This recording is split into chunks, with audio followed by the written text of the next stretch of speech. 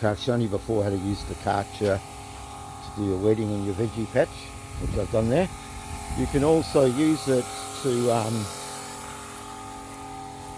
weed out the big weeds in the lawn, like one there. Just get rid of it. Just chops it up. And these ones.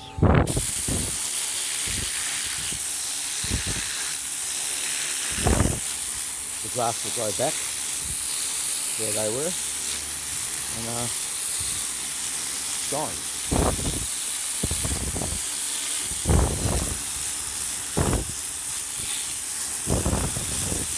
You can also use the Karcher to do the edges. That was grass right up there. I cut it all back with the Karcher. So it's a bit like a water snipper. So here we go.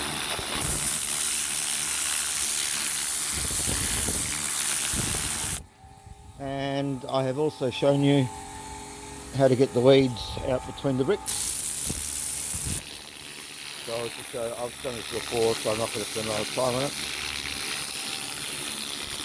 But basically you just cut them off or dry them out at a distance. Give it a stubborn one, that one, but anyhow, it comes up.